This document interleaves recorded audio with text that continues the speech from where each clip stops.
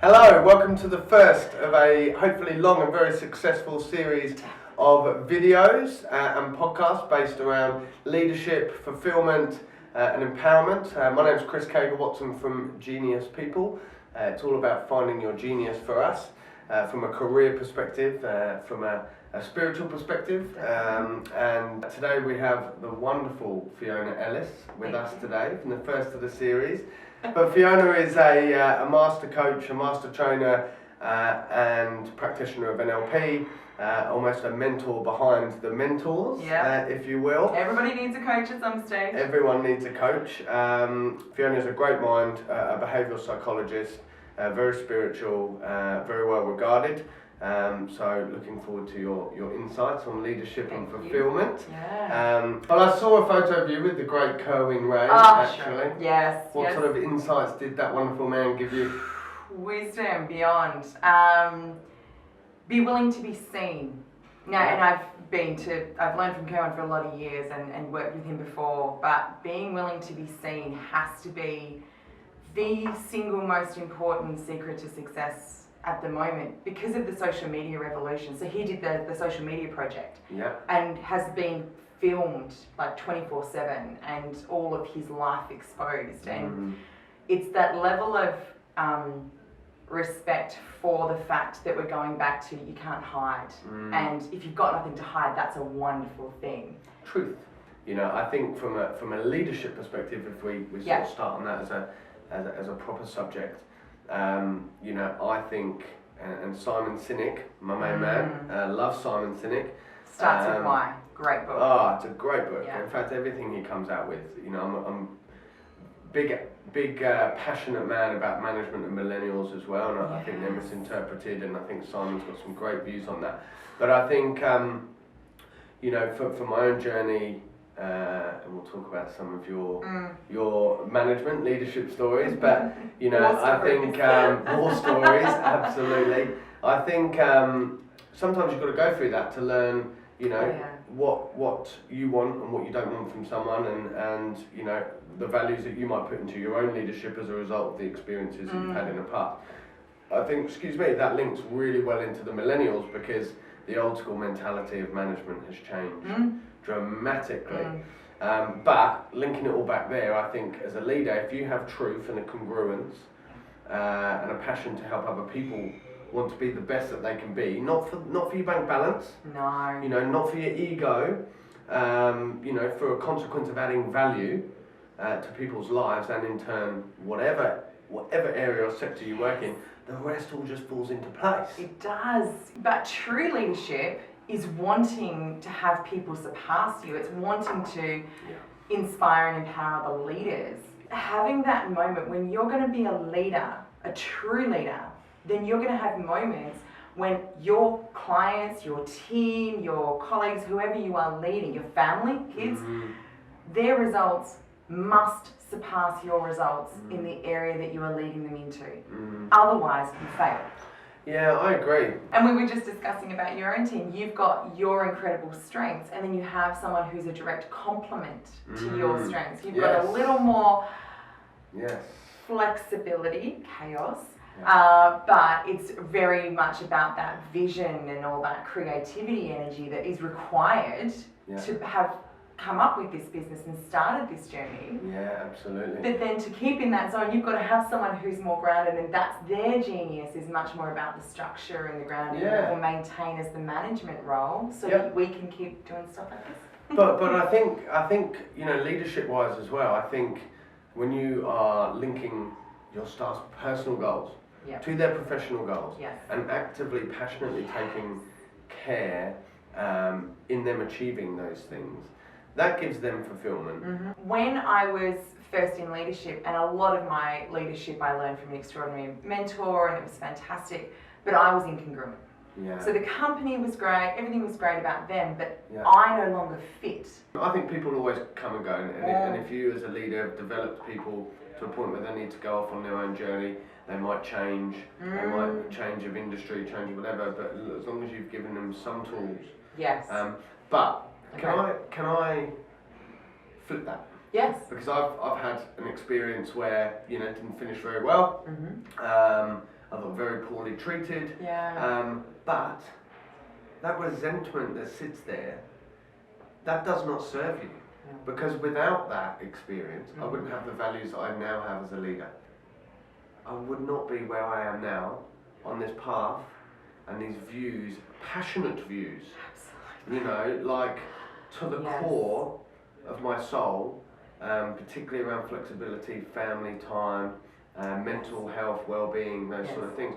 So sometimes you've got to take a step out of the emotion and acknowledge that you are no longer aligned to that business or that leader, but thank them. If you can get some gratitude, always gratitude for their lack of gratitude. Gratitude for lack of gratitude, 100%, yes. But that's a good point as well, because I think a lot of people hold that resentment and bitterness when actually you're not meant to be with those people. No, and that's like drinking poison, hoping your enemy will die. Oh, Nelson Mandela. Yes. Love that. Oh, well, Gary Vaynerchuk, who's another fantastic human being. Yes. I actually have some crazy goals. Yeah. I showed you on yes. my vision board. One of them will be eventually to sit down and be invited by Gary to go on his podcast and Tony Robbins. Love it. And it will happen. Of course it will. Gary, if you're listening, you know, give me 5 years, I'll build up the following, and then we'll work together. I feel like I have a lot of, you know, Gary's views on judgment and how people do things, worrying about other people and their thoughts. What would you say your top 3 tips, you know, as someone as educated and as successful as you are, to budding leaders or established leaders, if you had to bullet point 3 areas that, you know, would really get them to focus on, really add some value, what would you say? In no particular order, learn like a baby, right? So having just had a baby yourself and now having another one, you're going to understand this. Babies, when they learn, that is the time of our life when we learn most. It's a complete sponge, everything just, they don't overthink it, they just do. Monkey see, monkey do. Yeah. How many times does a baby try to walk before it gives up? Until it walks. Everyone listening, if you can walk, you've learned like this once. Yeah. Learn like a baby. Love that. Okay? Lead like you're leading a baby. Our parents or our big people or whoever in our life championed us for falling over. Yes. Okay? So if you're going to be a leader, champion the falling over. Yeah. Champion when they fall down. Champion when they make the mistake. Champion when they come to you and admit that they made the damn mistake. If you have a team where they're going to feel comfortable in that, then your team is going to go far, because then they're not going to need to put up the wall. Yeah. They're not going to need to create that hiding energy. Yeah. Okay? Love it. That's 2. 3rd is everything is you. The more that we can accept that we are responsible, the more opportunity we have. Yeah.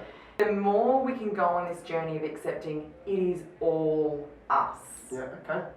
That will give you the most extraordinary experience of leadership. Yeah. It will be aligned, it will be fulfilled, it will mean you'll have the right tribe with you and the wrong tribe will just not be able to come near you. Yeah, accountability, responsibility. Yeah, all of it. You have to create an environment where you are working, but you're also at play. Yes. You are learning, you are having fun, it's aligned to your passions, your interests. Yes. If I don't think, it's like having a child, if you don't want to put that time and investment into people and their learning, then don't be a leader. No. Don't complain when you can't retain staff, especially with the millennials. And don't feel bad if you don't want to be a leader. Yeah. You are already a leader in your own world. If you want to be a stay-at-home mum, be the best leader of that. Don't feel guilty that you don't want to go and lead a multinational company. Oh, well, that's purpose. You know, I do think people need to find purpose, and again, that's linking to doing stuff for yourself, for your own self-respect, not setting, you know, or living by other people's standards. Yeah. Okay, this is probably my favourite part of these discussions. Oh dear. I love the war stories. Funny, quirky, but negative war story on leadership. Oh gosh, there are so many. I had someone, we were actually equal leaders in the team, but he was in his own lunchbox more of a leader. And we had a conversation, we'd done something together, it had gone horribly badly. And outside, we were going into our big boss's room to have a conversation with him about it, right? So before we went into the room, he said to me, I screwed that up. Like, he'd done it, he took full responsibility. He said, you were amazing, it was all me. So I'm like, great, finally gets it, right? We walk into the room, sits down, and says, it was all Fiona's fault. Oh yeah, that's terrible. Threw me under the bus to a point where that was the beginning of the end of me leaving the company. Yeah, absolutely, absolutely. Okay. So that was that, and that's actually quite heartbreaking as well, because you think finally I'm seen, and everyone on your team just wants to be seen. They want to be valued, they want to be respected, they want to know that they are safe. And as a leader, your job, no matter what, you protect your team. Yeah. You create them to feel safe. They can do anything. Yep. Simon Sinek, you know, he talks, doesn't he, about you know, being the last to eat. That authenticity, I think, is very important. On a more positive note, smiles all round. Who has inspired you? What was the situation and your best, wonderful, empowering leadership story? Well, I want to give absolute massive credit to Sharon Pearson, who I learned so much from. Like, she has been just an extraordinary example of consistent leadership for me. Lots of people call her tough. I'm so grateful because I always know where I stand. Like, in direct contrast. Yes, yes. If she was pissed off at me, she'd tell me to my face. Yeah. And I learned a lot about leadership from her. So she inspired me. And I've learned so much, and that's how I got into all the other kinds of leadership as well. And that's Sharon Pearson from the Coaching Institute in Melbourne? Yeah, a Global Success Institute. Yeah. And one of the beautiful gifts that she gave me is the play in leadership. Be in that play, be in that energy, be in that flexibility, and it will allow everything else to come around you. The opportunities, the success, the sales, whatever your business is, will come. Love it. Well, thank you for your insights, Fiona. We love that. And where can people find you, Fiona?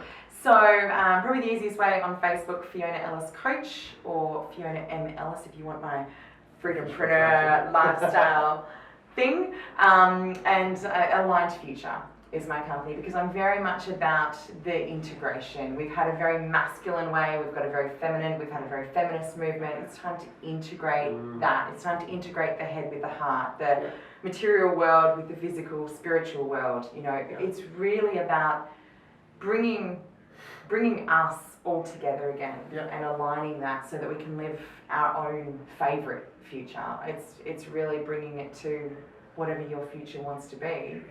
Live it unapologetically and inspire others to do the same. Well, thank you very much, and we'll see you next time.